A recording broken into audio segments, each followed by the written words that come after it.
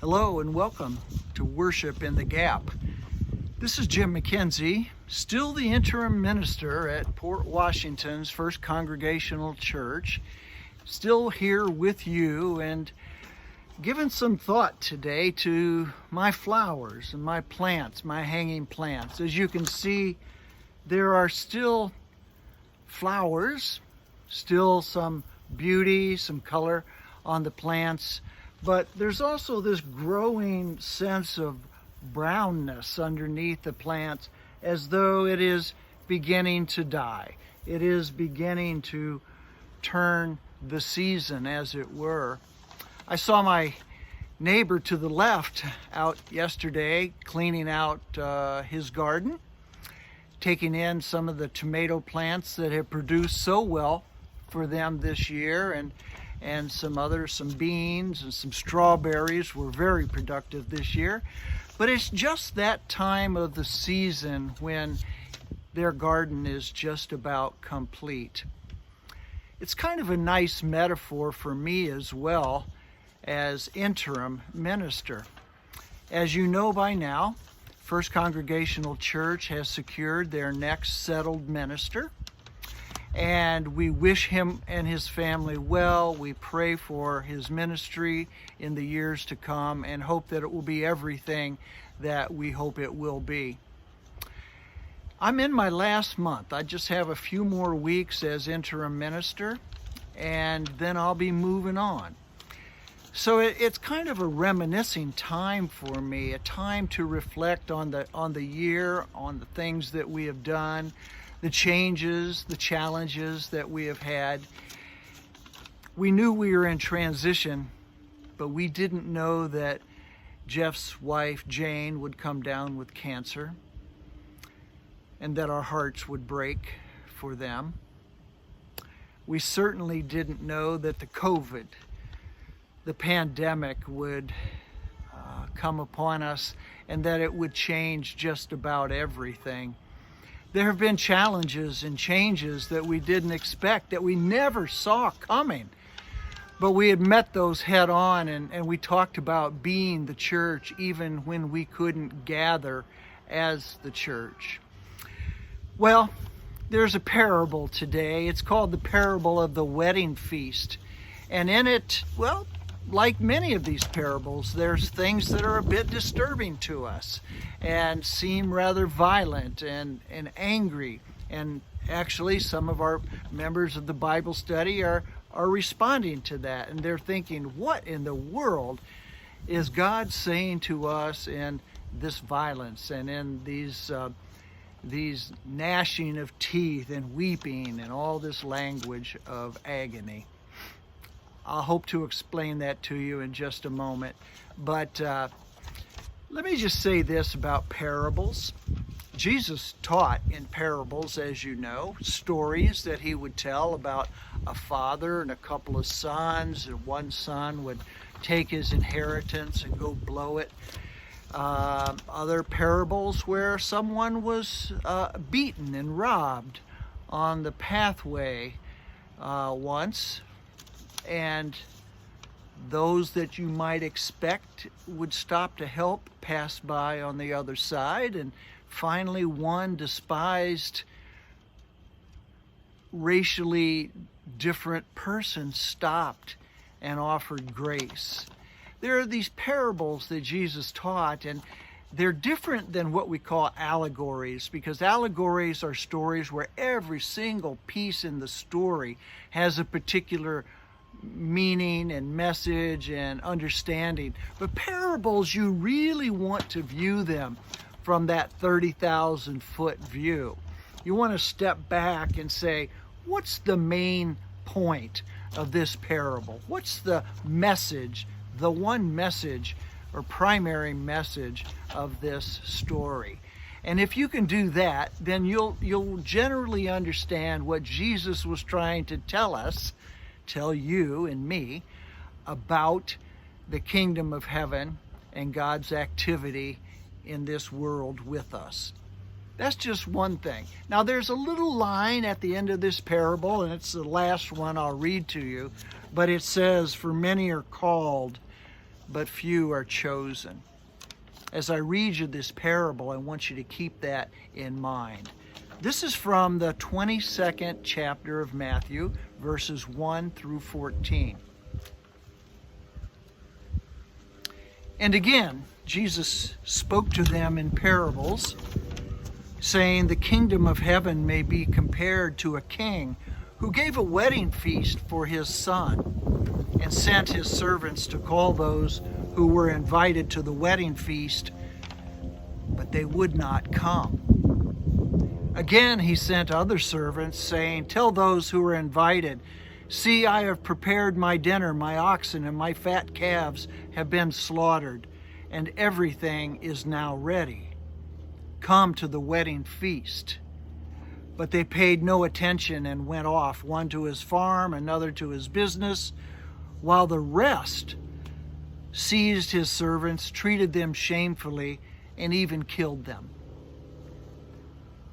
The king was obviously angry, and he sent his troops and destroyed those murderers and burned their city. Then he said to his servants, "The wedding feast is now ready, but those invited were not worthy. Go therefore into the main roads and invite to the wedding feast as many as you can find." And those servants went out into the roads and gathered all whom they found, both good and bad. So the wedding hall was filled with guests. But when the king came in to look at the guests, he saw there a man who had no wedding garment. And he said to him, "Friend, how did you get in here without a wedding garment?" And he was speechless. Then the king said to his attendants, "Bind him hand and foot and cast him out into the outer darkness. In that place there will be weeping and gnashing of teeth, for many are called, but few are chosen."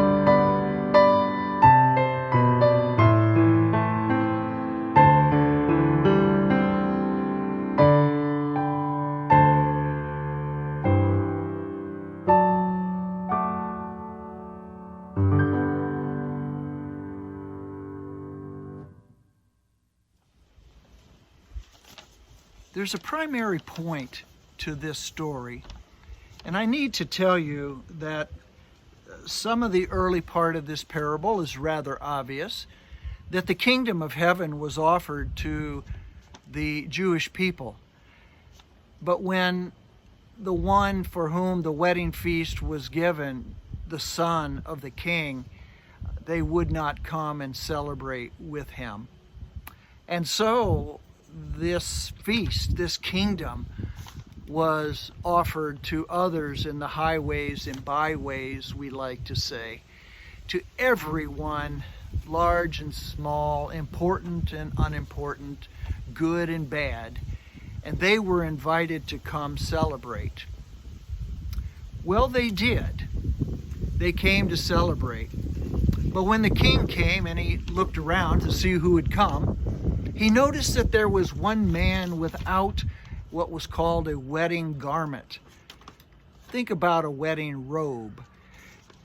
Everybody back then was either given one, provided one at the feast or the wedding feast, or they had their own. At any rate, everybody came dressed ready for the feast, except this one man. You can kind of think of this as a party, a very fancy party that was given. But what happened when the king got there is that he noticed that there was this one man who was not dressed for the party.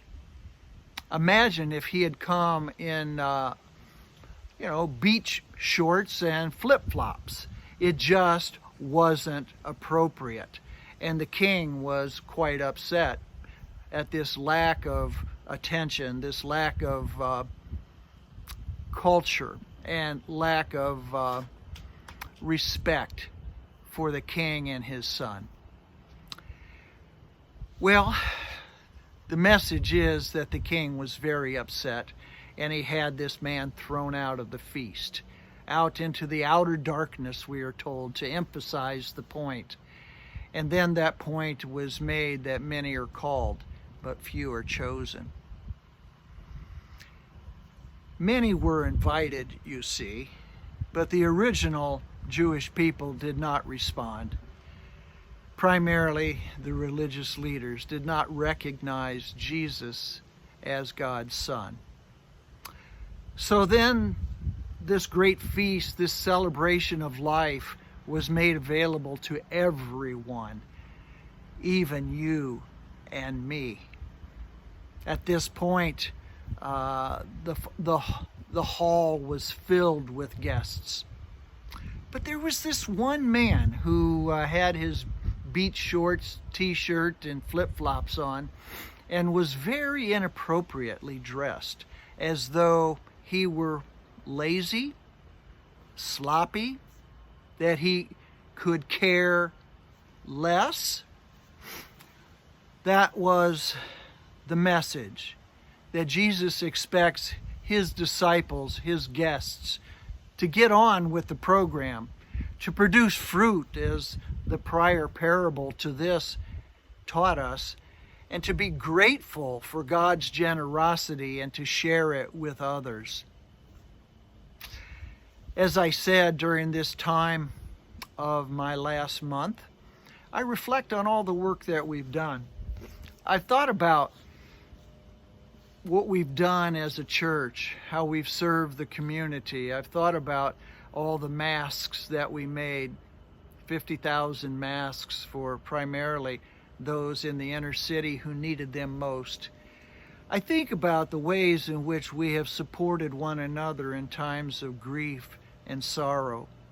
And I know that our committee has worked so hard, our search committee, in looking for our next settled minister. We have grieved the loss of Jeff as our minister. We have prayed for Jane. We have prayed for our country with this COVID pandemic, and the virus has even struck some of our own at First Congregational. Our focus, I think, as we grow more and more into the virus pandemic time, we have a lot more discussion around church about when we're going to resume our in-person worship. And I got to tell you, there's nobody that wants that more than me. I miss you all. I really miss you all, and the thought of leaving without seeing your happy faces and to be able to give you a hug and a handshake and say goodbye is rather painful for me. And I'm not looking forward to that at all. But I want to say something here in the last few weeks, and I want to be really straight with you. The purpose of our calling, the purpose of our discipleship, the purpose of us wearing a wedding robe to the great feast is not for our own edification. Fellowship is not the primary purpose of the church. Community building is critically important. I get that, and we can do more work when we feel like we're in this together. But the purpose of the church is to be the gospel, to embody the heart of God and God's generosity, and find ourselves sharing that with others. That's what it's about. It's not so much, do I get to see my friends sitting in the pew with me on Sunday morning, as much as we all want that. It's important that during this national pandemic, that our focus needs to be very sharp.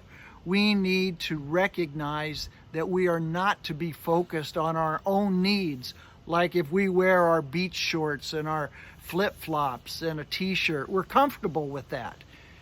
But that's not the purpose of the feast, and it's not the appropriate time. There will be time. There will be a day when we will gather together. But this is not that time. The purpose of the church, as I said, is to be the gospel, to embody that heart of God. As our interim season begins to be completed and we come to a close, I want to remind us all that we are disciples. That's who we are. Don't you ever forget that. We are followers of Jesus. And our primary goal is not our own peace and comfort. Those come through serving others. Our goal is to be who God calls us to be. And that, my friends, is disciples. We are disciples. So when we come to the feast, when we participate in the celebration of God's kingdom, we need to be, the message of the story is that we need to come dressed and ready to participate. Are you ready? We participate and celebrate best when we not only enjoy the feast for ourselves, but when we realize, one, that it is given in the King's Son's honor, and two, that we celebrate best when we are loving and kind, just like the King's Son. So we're not going to worry about how long the COVID's going to last. It's going to last however long it lasts. And we'll be smart and wear our masks and do our social distancing. And we'll do what we need to do. And one day we will get through this and we will be done with exile. And we'll come back to our home and our church. And we'll come back and we'll sing our songs of glory, of unity and community, of God's grace and goodness, of forgiveness and love. And we'll do that holding hands and really close together. But for now, we're going to be His disciples, and we're going to be focused on being the church.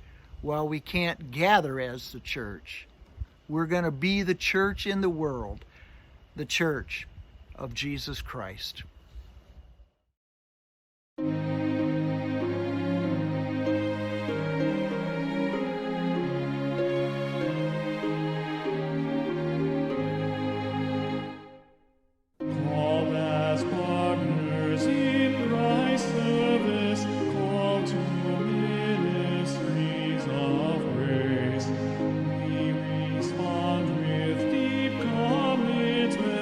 Fresh new lines of